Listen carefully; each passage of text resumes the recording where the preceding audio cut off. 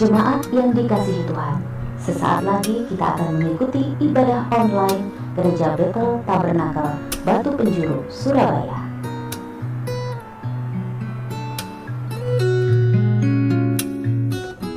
Shalom. Puji nama Tuhan. Pagi hari ini kita boleh ada di tempat ini. Ini semua oleh karena anugerah dan pemeliharaan Tuhan dalam kehidupan kita. Kita patut bersyukur buat kebaikannya di dalam hidup kita. Mari kita akan mulai pada pagi hari ini dan kita akan awali dengan doa. Bapa, kami mengucap syukur di hadapan-Mu Tuhan. Terima kasih buat kasih anugerah-Mu yang melimpah dalam hidup kami. Kalau hari ini kami boleh ada, semua oleh karena anugerah dan pemeliharaan-Mu dalam hidup kami. Terima kasih Bapa, Engkau selalu senantiasa menjaga, melindungi kami, hingga kami boleh tiba di tempat ini dengan penuh ucapan syukur. Terima kasih Bapa, terima kasih. Biarlah pagi hari ini kami menyerahkan ibadah pagi hari ini ke dalam tangan-Mu Tuhan. Hanya di dalam nama Tuhan Yesus Kristus kami berdoa dan mengucap syukur. Haleluya, amin. Mari kita menaikkan satu pujian bahwa Allah yang kita sembah, Dia adalah Allah yang baik, Bapa yang sangat mencintai saudara dan saya. Haleluya.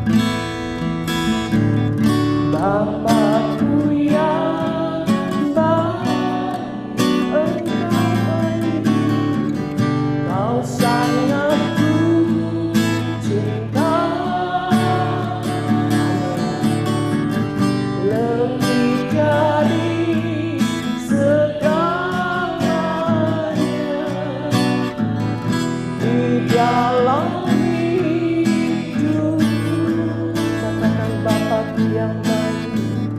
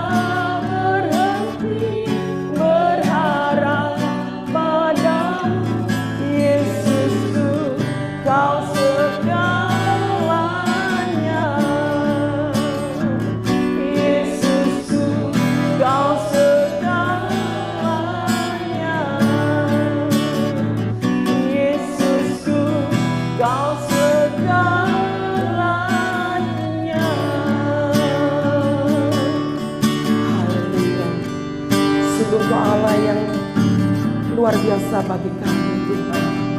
Engkau Allah segalanya dalam hidup kami. Kami bersyukur memiliki Allah seperti Engkau. Kami bangga memiliki Engkau Tuhan. Terima kasih Tuhan. Terima kasih Bapa. Terima kasih Yesus. Terima kasih Roh Kudus. Kita yang siap untuk memuji Tuhan. Kita mau katakan sama-sama. Amin. Haleluya. Shalom. Puji nama Tuhan. Kita bersyukur pagi ini. Seberapa kita yang ada dimanapun kita berada, kita mau tetap memuji Tuhan, menyembah Tuhan dengan sukacita. Haleluya. Kecaplah dan lihatlah betapa baiknya Tuhan.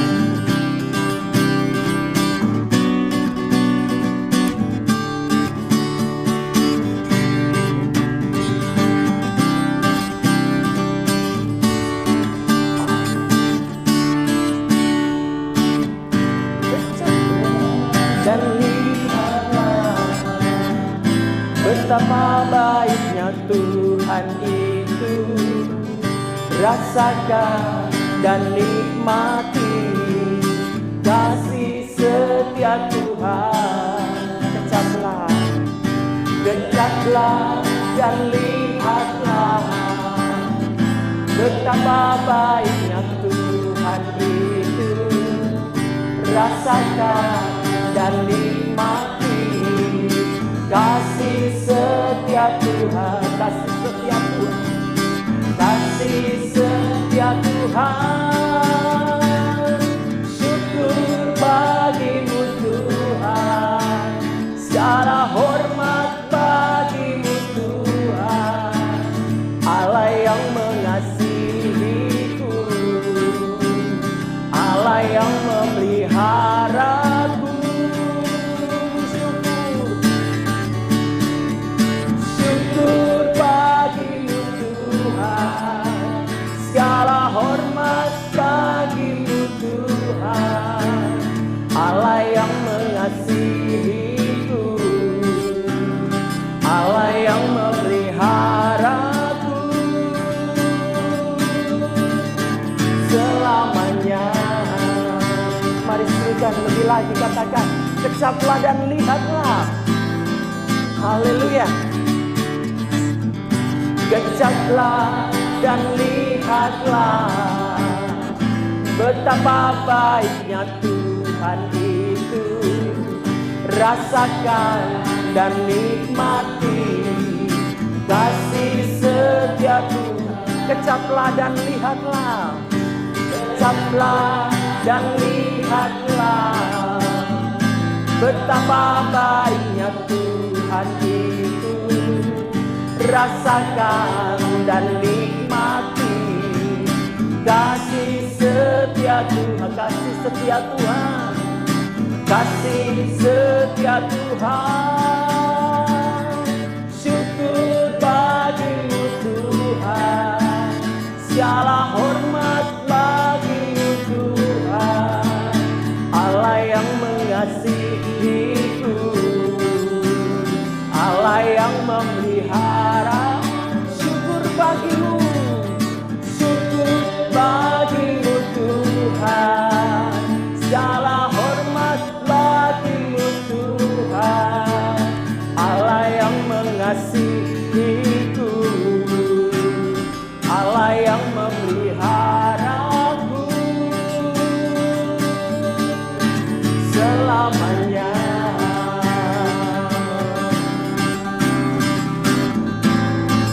Selamanya.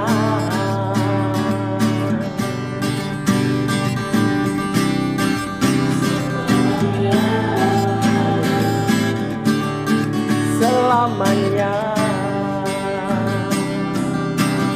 Haleluya. Puji nama Tuhan. Mari kita siapkan hati kita untuk kita boleh menerima akan kebenaran daripada firman Tuhan.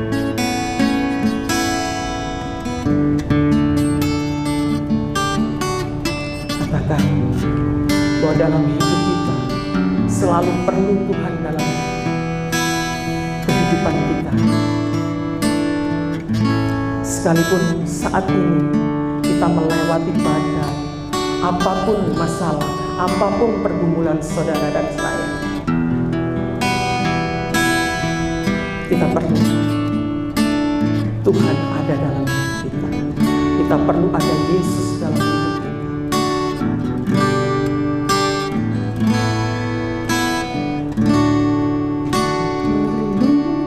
Yesus di hidupku, tak dapat hidup tanpamu. Ku ingin bersamamu selalu. Pedanglah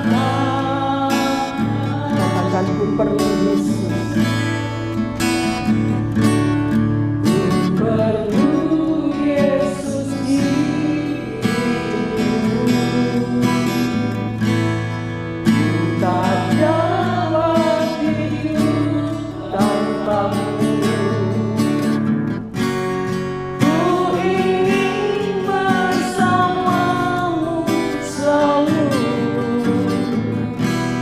Peganglah tanganku,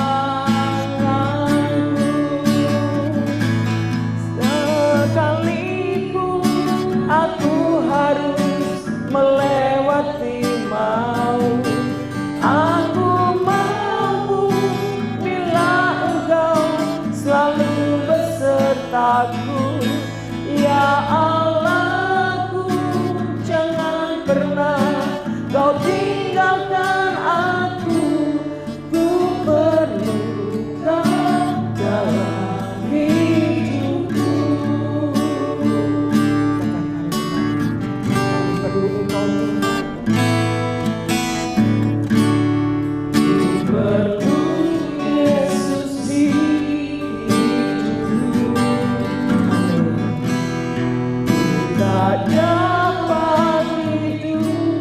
Tanpamu,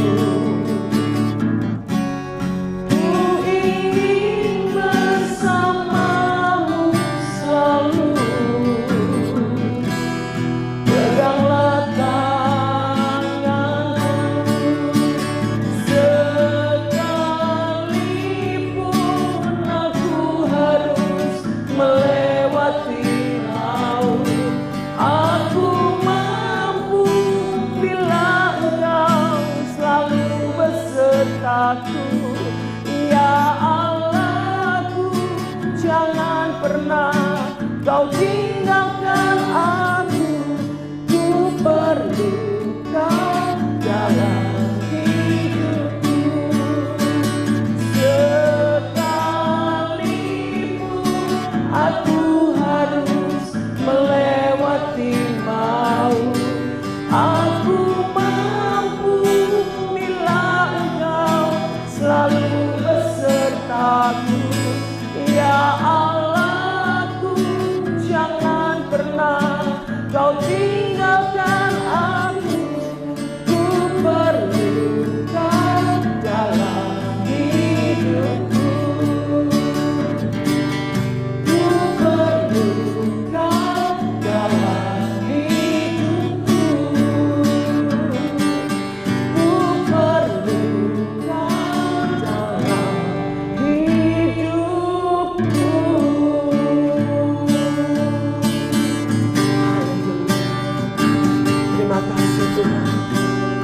Terima kasih Tuhan. Terima kasih Tuhan. Saat ini kami perlu Engkau dalam hidup kami. Sekalipun kami harus melewati maut, tapi Engkau yang selalu memampukan kami Tuhan. Engkau yang selalu menguatkan kami Tuhan. Haleluya, haleluya. Biarlah firman-Mu yang akan kami terima dapat menguatkan kami, dapat memberikan satu support dalam hidup kami Tuhan. Roh Kudus, berbicaralah melalui hamba-Mu, berbicaralah melalui hamba-Mu. Biarlah firman ini boleh menjadi kekuatan dan rema dalam hidup kami. Terima kasih Bapa, terima kasih. Hanya di dalam nama Tuhan Yesus Kristus kami mengucap syukur. Haleluya, amin. Shalom. Puji Tuhan, selamat beribadah. Tuhan kita Yesus itu memberkati kita semuanya. Hari ini tanggal 15 Agustus 2021, minggu yang ketiga, firman Tuhan bertemakan ada kemauan, pasti ada jalan.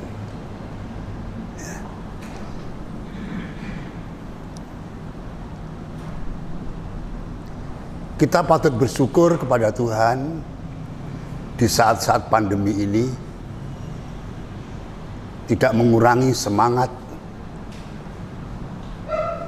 dan kesungguhan hati kita beribadah kepada Tuhan.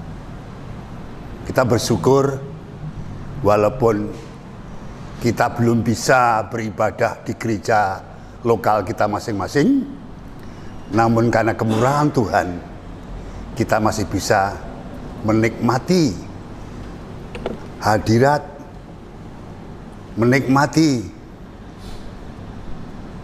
firman Tuhan, pesan-pesan daripada Tuhan. Rasul Paulus meninggalkan pesan dalam Roma 12 ayat 11. Jangan kamu kendor, biarlah rohmu tetap menyala-nyala dan layani Tuhan. Ya. Pandemi memang belum berakhir. COVID-19 masih merajalela, tapi tidak mengurangi semangat kita. Sebab ada Roh Kudus, ada Roh Tuhan yang ada pada kita, yang memberikan semangat dan semangat dan semangat. Puji nama daripada Tuhan.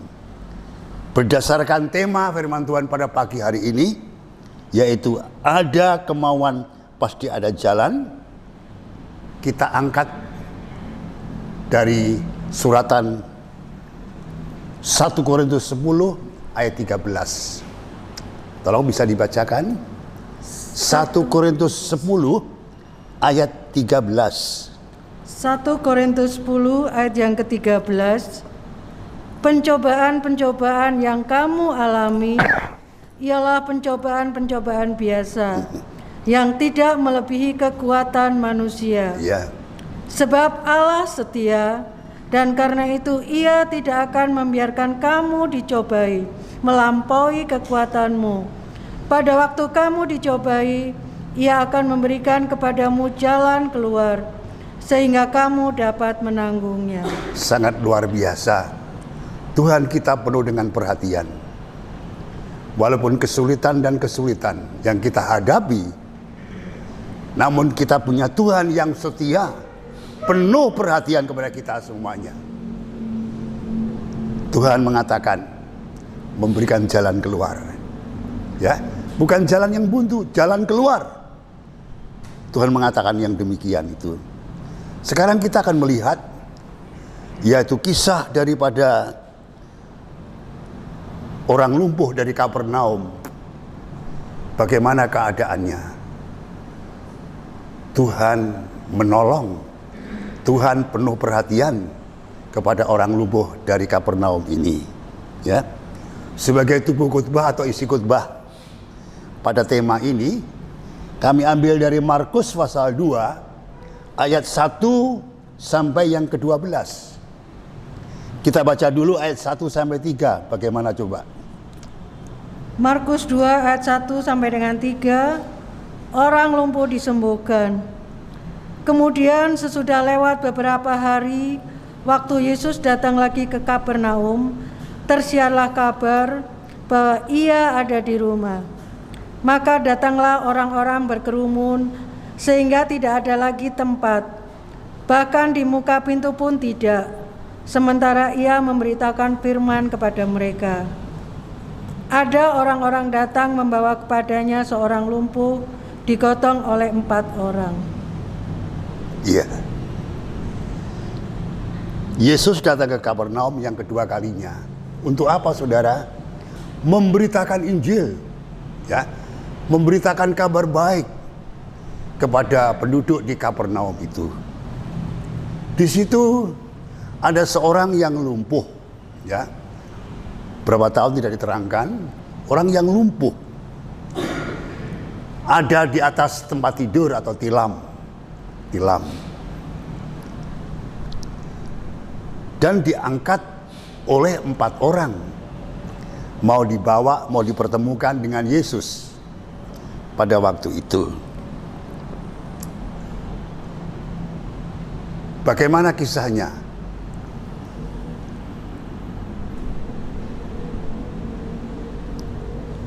Empat orang yang menggotong orang lumpuh ini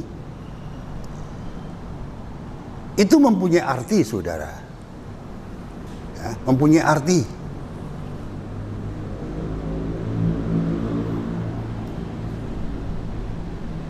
Sebab kalau orang lumpuh ini tidak digotong dengan 4 orang, itu sangat mustahil orang lumpuh ini bisa berjalan, bisa bertemu dengan Yesus.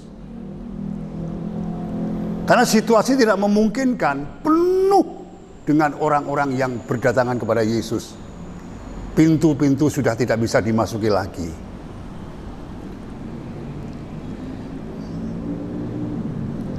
Sekarang kita melihat mengapa Injil harus diberitakan. Mengapa Injil harus diberitakan, saudara? Coba Roma 1 ayat 16. Injil harus diberitakan.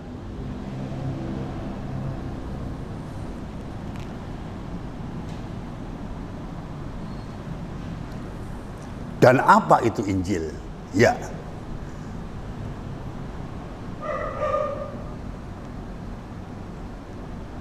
Sudah ketemu? Belum. Ya.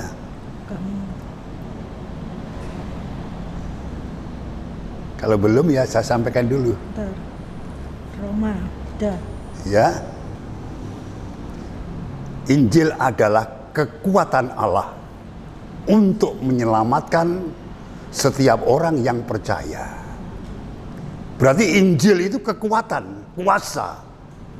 Ya, kuasa, kekuatan daripada Allah untuk menyelamatkan setiap orang yang percaya. Maka itu Yesus memberitakan Injil ini. Injil diberitakan di Kapernaum.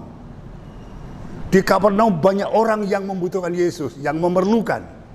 Perlu disembuhkan, perlu diselamatkan, perlu dilepaskan, perlu dimulihkan, semuanya itu sudah sekalian. Dan tentunya kelumpuhan itu ada penyebab-penyebabnya. Kelumpuhan itu ada penyebabnya. Ya, banyak penyebab kelumpuhan. Karena apa? Tekanan darah tinggi, udara dingin, sampai itu dampaknya lumpuh tangannya, lumpuh kakinya, lumpuh telinganya, lumpuh matanya. Bisa itu terjadi itu. Jadi itulah kelumpuhan yang terjadi, ya. Sekarang kita menginjak kepada ayat yang kelima. Tolong dibacakan ayat yang kelima, Markus pasal yang kedua, ayat yang kelima. Ini diterangkan lebih jelas tentang kelumpuhan itu. Markus pasal yang kedua ayat yang kelima. Markus yang pasal kedua ayat yang kelima. Ketika Yesus melihat iman mereka, berkatalah ia kepada orang lumpuh itu, "Hai anakku, dosamu sudah diampuni." Iya. Jadi dosa itulah yang menyebabkan kelumpuhan. Secara lahiriah, secara jasmani, secara rohani lebih mengerikan lagi, saudara.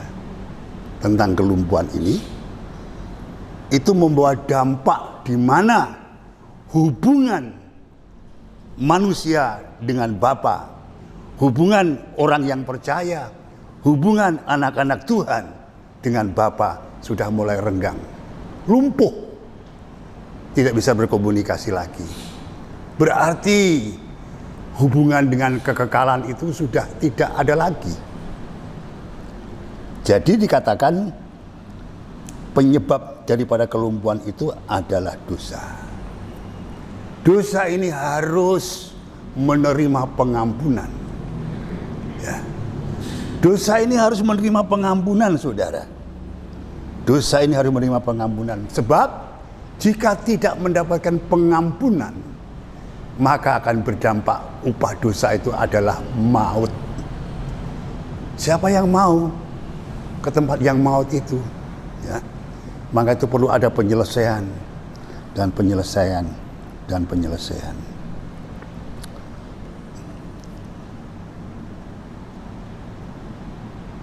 Sekarang kita melihat dulu kisah daripada si lumpuh ini. Seandai kata si lumpuh ini tidak digotong oleh 4 orang, tetap dalam kondisi yang lumpuh dan tidak memungkinkan bisa bertemu dengan Yesus. Tidak memungkinkan bisa bertemu dengan Yesus. Sebab terlalu padat. Mau ke kanan tidak bisa, mau ke kiri tidak bisa, mau ke belakang tidak bisa. Tetapi 4 orang ini memecahkan apa tadi? Memecahkan apanya?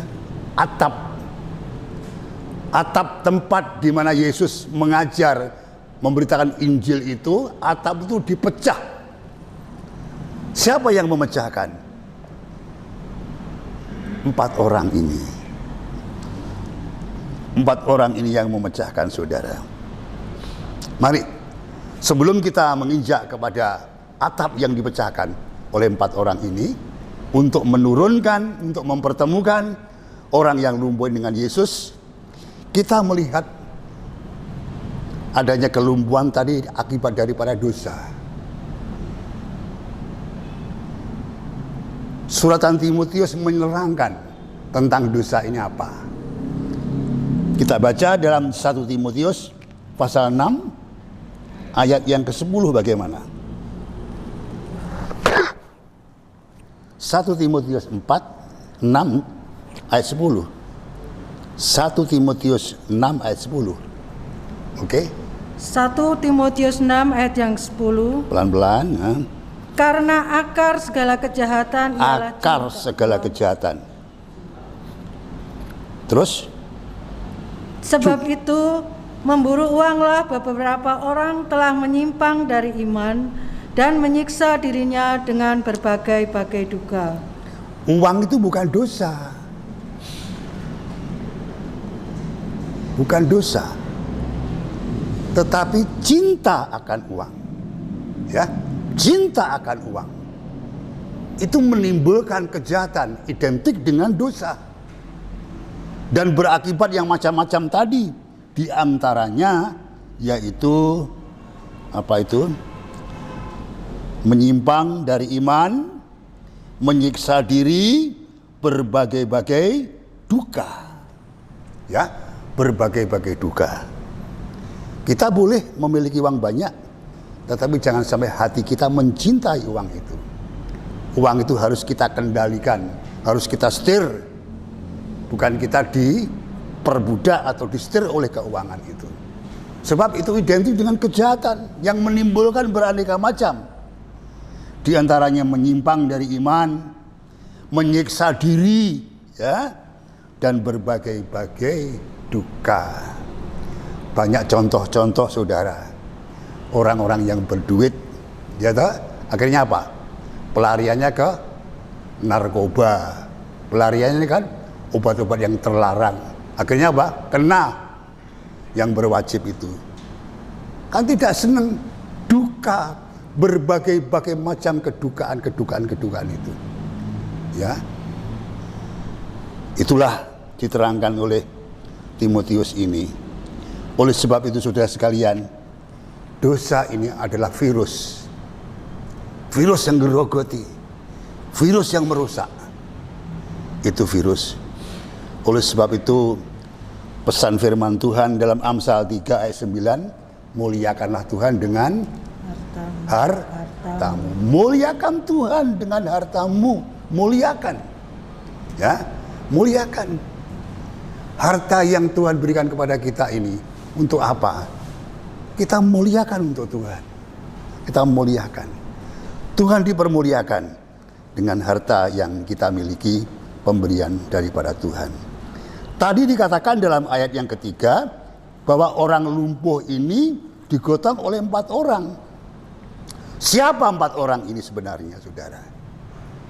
Waktu membobol tembok atap rumah, di mana merupakan jalan untuk si lumpuh bertemu dengan Yesus ini, bukan sembarangan orang.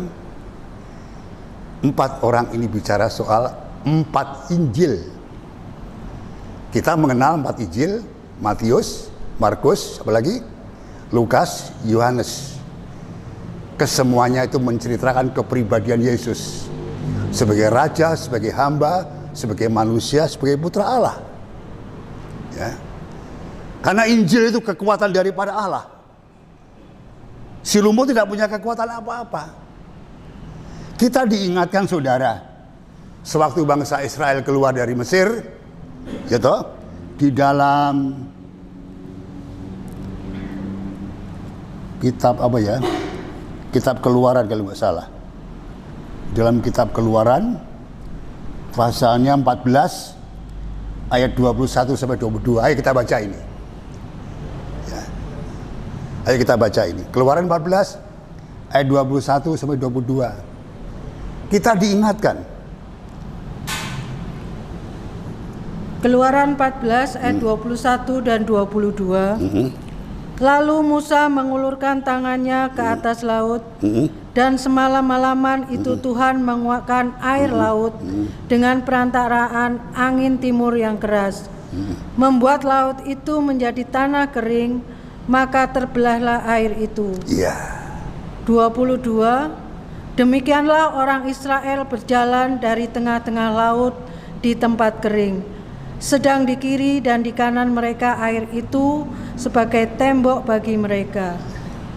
Seperti si lumpuh ini, mau bertemu dengan Yesus sangat sulit. Penuh dengan orang-orang yang datang pada waktu itu. Seperti bangsa Israel, ke kanan gunung, ke kiri gunung, ke belakang rombongan pasukan Mesir, ke depan laut Tiberau. Tidak ada jalan lain, ke atas. Demikian juga hal-hal yang kita hadapi. Mungkin kita menghadapi jalan yang buntu, ke kanan, ke kiri, ke belakang, ke muka. Tapi masih ada satu jalan lagi, ke atas. Tongkat Musa bicara soal kuasa. 4 Injil atau Injil ini adalah kekuatan Allah yang sanggup membobol, yang sanggup membuka jalan seberat apapun yang kita hadapi ini. Sudah saya terangkan tadi bahwa kelumpuhan itu bisa menyerang tangan, kaki, mata, telinga, mulut. Ya. Mungkin kita tidak seperti orang yang lumpuh ini. Kita mempunyai problem, persoalan-persoalan yang cukup berat sehingga tidak bisa bergerak, tidak bisa berjalan. Tetapi puji Tuhan, kemurahan Tuhan, kita memiliki Injil, memiliki firman Tuhan, kekuatan kuasa Allah yang sangat luar biasa. Itu yang akan menolong kita. Kuasa firman yang akan menolong kita, yang akan mempertemukan kita dengan Yesus, sumber penolong kehidupan kita itu. Puji Tuhan, haleluya. Puji Tuhan, puji Tuhan. Ya. Mari kita maju selangkah lagi. Berarti kalau kita diingatkan peristiwa terbelahnya laut Tiberau, bangsa Israel berjalan di tanah yang kering. Sebab kuasa yang dasar daripada Tuhan melalui Musa itu, kita diingatkan. Ya. Kita diingatkan. Berarti tidak ada sesuatu yang sulit, tidak ada sesuatu yang mustahil bagi Allah kita, bagi Tuhan kita Yesus Kristus. Dia berfirman, tidak pernah berubah, dulu, sekarang, dan selama-lamanya. Tidak ada perubahan kekuasaannya, ya, sangat luar biasa, sangat dahsyat sekali.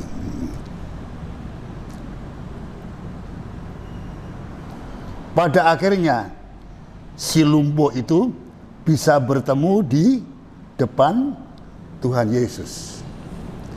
Waktu 4 orang ini membobol atap di mana Yesus mengajar, memberitakan Injil itu, orang 4 ini menurunkan si lumpuh ini bertemu dengan Yesus, ya, bertemu dengan Yesus, bukan jalan pintu, bukan jalan kanan kiri, tidak, jalan atas.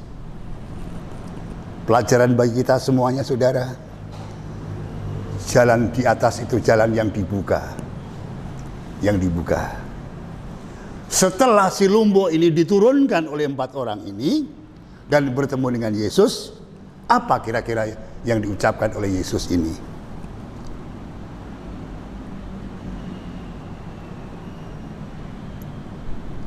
Tadi ayat yang keberapa? 3 ya. Coba ayat yang ke-5. Markus tadi. Markus 2 ayat yang ke-5. Ketika Yesus melihat iman mereka, berkatalah ia kepada orang lumpuh itu, "Hai anakku, dosamu sudah diampuni." Iya.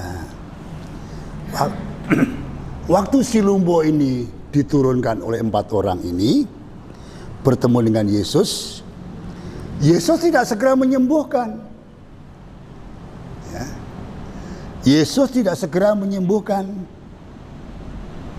Apa yang dilihat oleh Tuhan Yesus? Pertama kali apa? Iman. Pertama kali Yesus melihat orang lumpuh ini adalah iman. Adalah iman, saudara. Ya. Adalah iman. Ibrani 11 ayat 1, iman itu apa? Coba, iman itu apa? Iman itu dasar. Tolong dibacakan. Ibrani 11 ayat 1, penting sekali ini. Yesus tidak segera menyembuhkan, tidak segera menolong, tetapi Yesus melihat orang lumpuh ini punya iman tidak. Tolong bacakan. Ibrani 11 ayat yang ke-1. Iman adalah dasar dari segala sesuatu. Sebentar. Iman adalah dasar, fondamen. Terus? Yang kita harapkan dan bukti dari segala sesuatu yang tidak kita lihat. Ya. Iman adalah dasar. Apa yang kita harapkan? Seperti orang yang lumpuh ini mengharapkan supaya dia sembuh dari kelumpuhannya ini. Kesembuhan itu belum bisa dilihat, tetapi ada pengharapan. Iman adalah dasar. Apa yang kita harapkan, yang tidak kelihatan itu menjadi kelihatan, menjadi nyata nanti. Ya. Iman itu tidak bisa dilihat. Yesus melihat iman itu melihat hati. Melihat hati. 1 Samuel 16 ayat yang ke-7, Tuhan tidak melihat lahiriah manusia. Ya, apa yang dilihat oleh manusia tidak sama yang dilihat oleh Tuhan. 1 Samuel 16 ayat yang ke-7. Perlu dibaca ini, saya kira perlu dibaca ini. Ya. 1 Samuel 16 ayat yang ke-7. Tetapi berfirmanlah Tuhan kepada Samuel, janganlah pandang parasnya. Jangan pandang parasnya. Atau perawakan yang tinggi. Ya. Sebab aku telah menolaknya. Bukan yang dilihat manusia yang dilihat Allah. Bukan dilihat manusia yang dilihat Allah. Manusia melihat apa yang di depan mata. Tetapi Tuhan melihat hati. Tuhan melihat hati, saudara.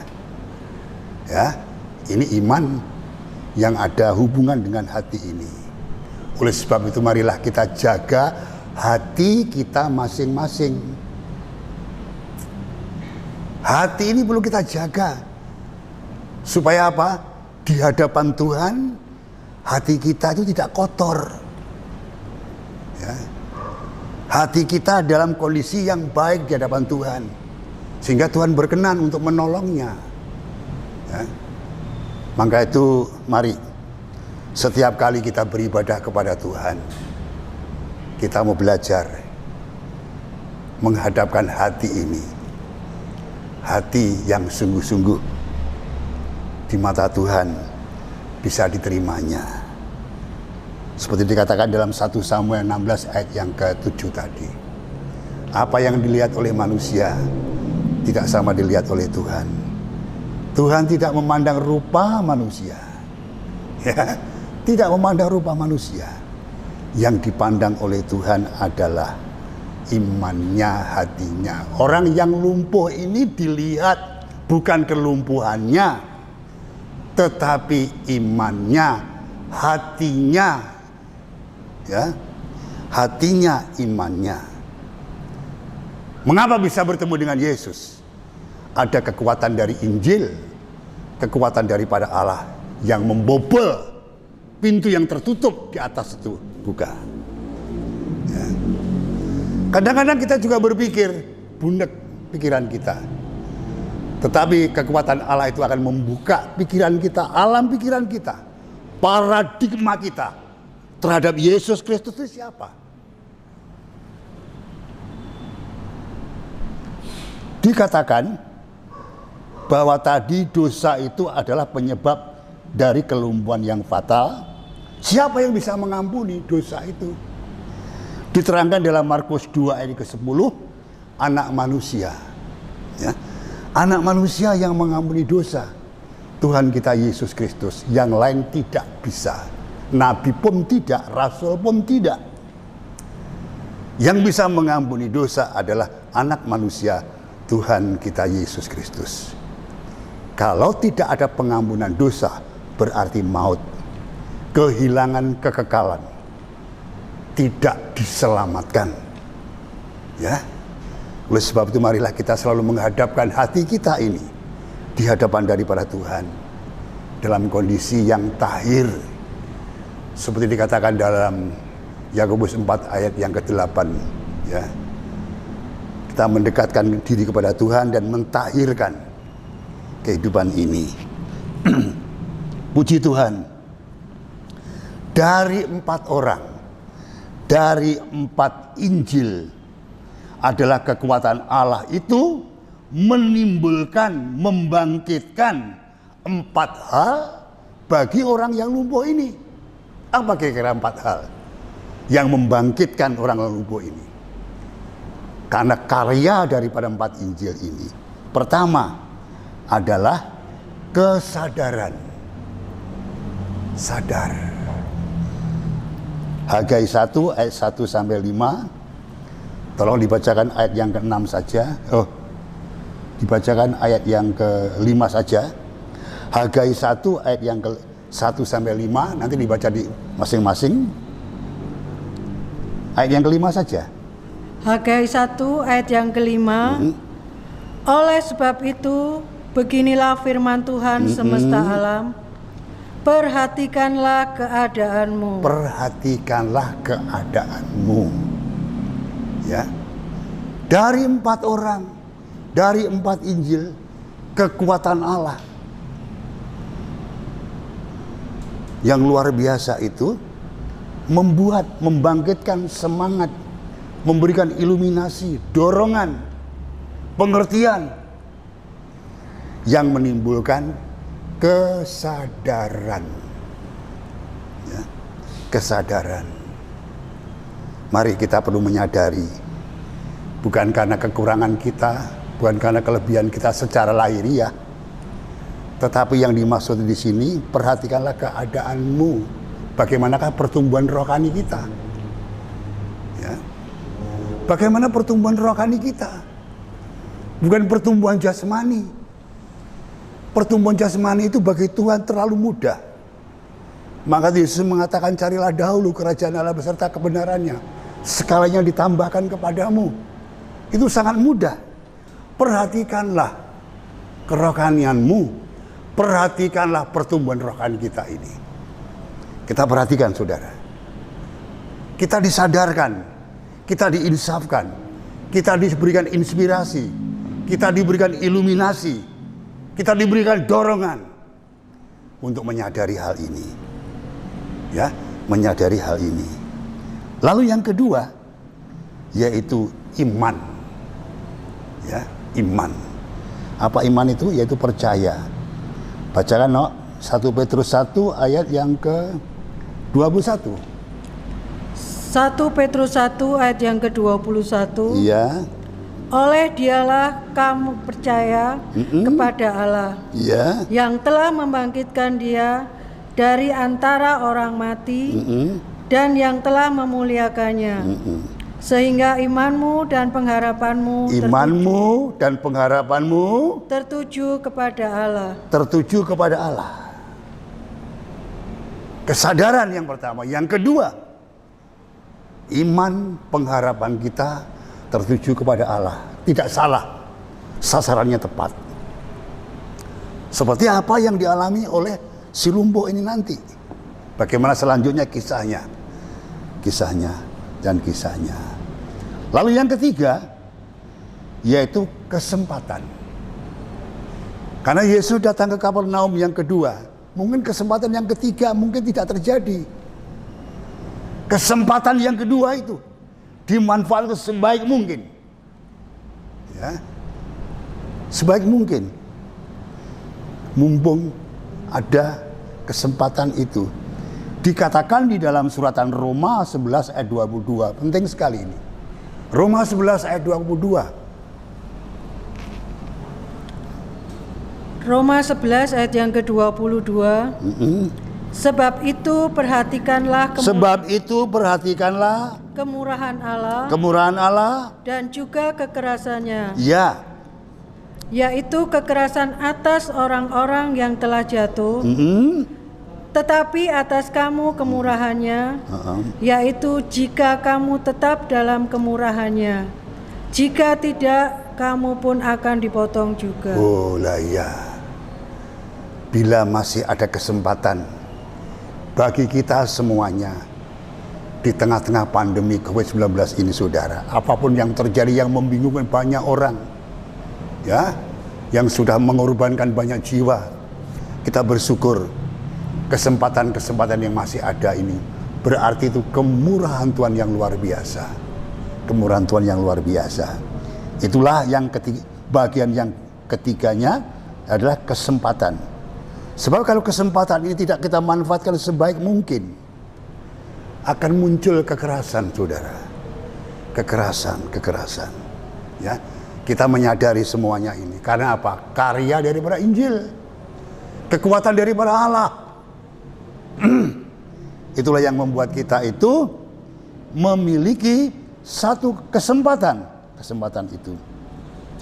Di dalam kitab Kidung Agung pasal 5 ayat 1 sampai 7, tidak usah kita baca. Tatkala Tuhan mengetuk pintu kekasihnya terlambat membuka pintu, maka Tuhan ini meninggalkan. Ya, Tuhan meninggalkan. Apa artinya ini? Selagi Tuhan itu masih mau mengetuk pintu, ada kepedulian kepada kita pada kesempatan itu, segeralah sambut Tuhan. Ya, jangan sia-siakan kesempatan itu. Sambut Tuhan. Mungkin kita diketuk lewat firman-Nya, kita diketuk lewat pujian, mungkin kita diketuk lewat doa siapa-siapa. Ya, segera kita tanggapi Tuhan kita dengan serius. Wahyu 3 ayat 20, ketika pintu diketuk, bukakan pintu. Ya Tuhan, aku bukakan. Sebab Tuhan punya rancangan yang baik untuk memberkati kita semuanya ini. Ya. Lalu yang keempat, ada kemauan bertindak. Kesadaran, iman, kesempatan, ada kemauan bertindak.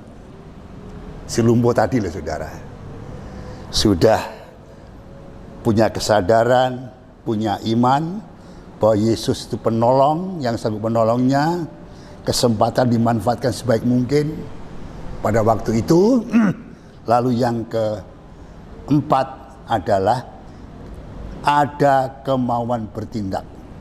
Coba kita baca dalam Ibrani 12 ayat 12 sampai 13. Ibrani 12 ayat 12 dan 13. Sebab itu kuatkanlah tangan yang lemah dan lutut yang goyah, dan luruskanlah jalan bagi kakiku, Ya. sehingga yang pincang jangan terpelecok, tetapi menjadi sembuh. Luar biasa, ya kan? Jadi di mana ada kemauan yang keras, pasti sembuh, pasti tertolong. Tidak ada sesuatu yang sulit. Demikian juga apa yang kita hadapi, apa yang terjadi dalam kehidupan kita ini. Mungkin kita tidak lumpuh, tapi ada kelumpuhan-kelumpuhan yang lainnya. Ya, tangan kita, kaki kita, mulut kita, mata kita, telinga kita, itu bisa kita jabarkan sendiri nanti, maksudnya itu. Tapi tidak ada sesuatu yang sulit. Ya, asal kita tenangnya senantiasa ada firman, ada Injil, kekuatan daripada Allah. Karena iman itu timbul dari mendengar. Iman timbul dari mendengar, iman hidup dari mendengar. Mendengar Injil, mendengar firman daripada Tuhan itu. Ayatnya yang terakhir, Markus 2 ayat 11 dan 12. Bagaimana selanjutnya yang akan dialami oleh si lumpuh ini? Markus 2 ayat 11 12. Markus pasal 2 ayat yang ke-11 dan 12. Kepadamu kukatakan, bangunlah, angkatlah tempat tidurmu, dan pulanglah ke rumahmu. Iya. Siapa yang berkata-kata tadi kepada si lumpuh? Setelah mendapatkan kesadaran, iman, dan kesempatan, ada kemauan yang keras untuk bertindak, Yesus mengatakan, bukan siapa-siapa, Yesus mengatakan. Perkataan Yesus adalah firman, sabda, ya, firman atau sabda.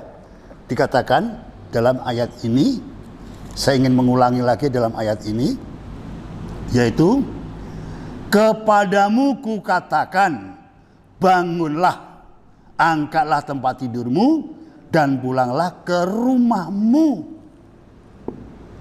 Kepadamu kukatakan, ya, kepada kita pagi hari ini, Tuhan mengatakan kepada kita semuanya,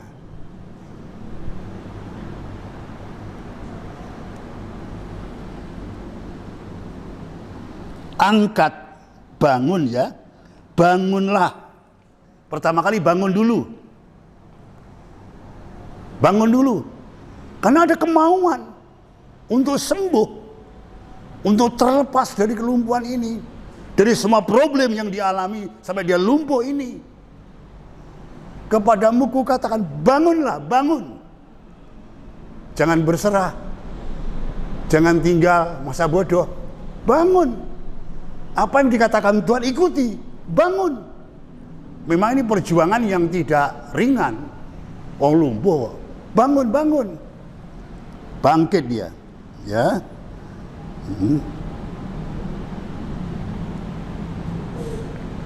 Angkatlah, apa itu? Tempat tidurmu. Angkat. Kita tidak menyerah kepada tempat tidur kita angkat. Ini perjuangan loh, saudara.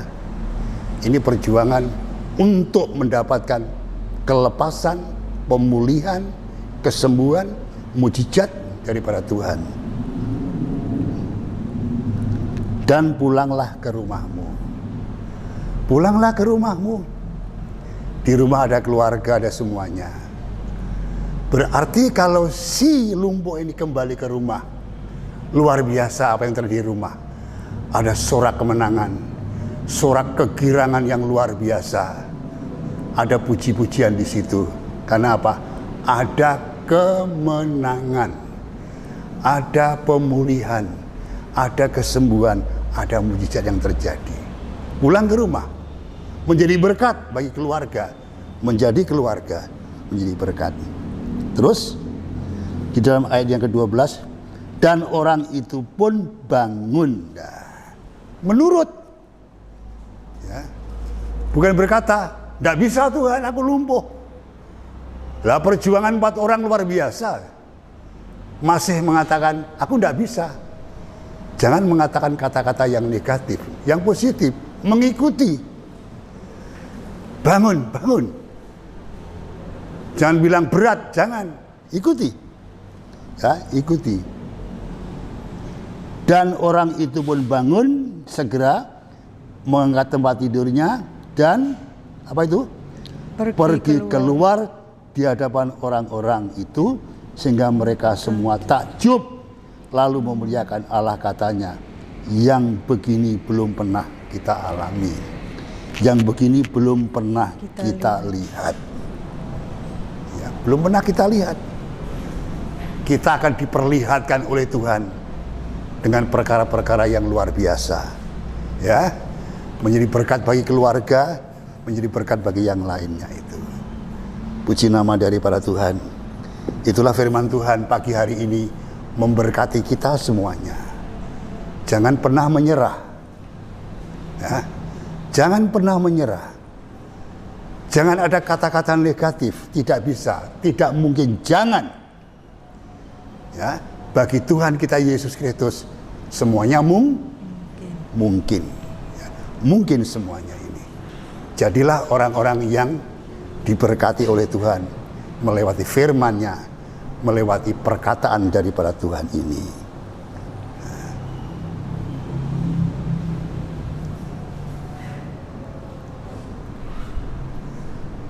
Sebelum kita mengakhiri ibadah pagi ini, mari bersama-sama kita mau berdiri, kita mau angkat satu pujian.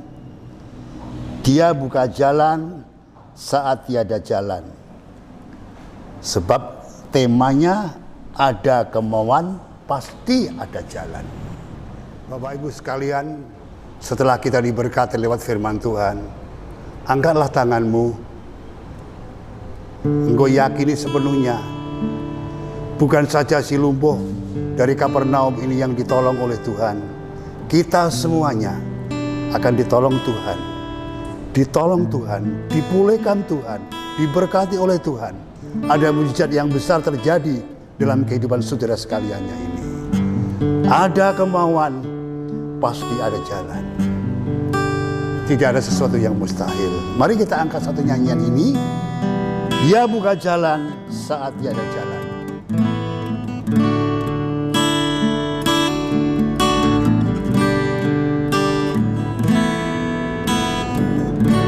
Buka jalan saat tiada jalan, dengan karya yang ajaib. Dia lakukan bagimu, dia menuntunku dan memeluk diriku dengan kasih dan kuasanya. Dia buka jalan, dia buka jalan. Sekali lagi, dia buka jalan saat tiada jalan, dengan cara yang ajaib. Dia buka jalan bagiku, dan menuntunku dan memeluk diriku dan kuasanya. Dia buka jalan, dia buka jalan, dia buka jalan. Terima kasih Tuhan, Engkau sudah memberkati kami lewat firman-Mu. Roh Kudus, meteraikan firman-Mu dalam setiap hati kami semua yang mendengarkan firman-Mu ini. Biarlah firman-Mu menjadi rema dalam kehidupan kami. Kami tidak hanya melihat, tetapi kami mengalami pemulihan-pemulihan, mujizat demi mujizat, kelepasan demi kelepasan terjadi atas kehidupan kami ini. Karena Engkau Tuhan tidak pernah berubah, dulu, sekarang, sampai selama-lamanya. Terima kasih, terima kasih, terima kasih, terima kasih, terima kasih. Pada akhirnya, saudaraku sekalian, berkat rahmat anugerah dari Allah Bapa kita, Allah Sang Putra Yesus Kristus Tuhan, Allah Roh Kudus Sang Penolong dan Penghibur itu memberkati kita dengan limpahnya, berkat-berkat jasmani, berkat rohani, damai sejahtera menyertai kita semuanya sampai Maranatha, Tuhan datang yang kedua kalinya menjemput kita semuanya. Terima kasih, kami mengucap syukur berkat yang melimpah ini sudah kami terima saat ini bersama-sama di dalam nama Tuhan Yesus Kristus. Bapa terima kasih,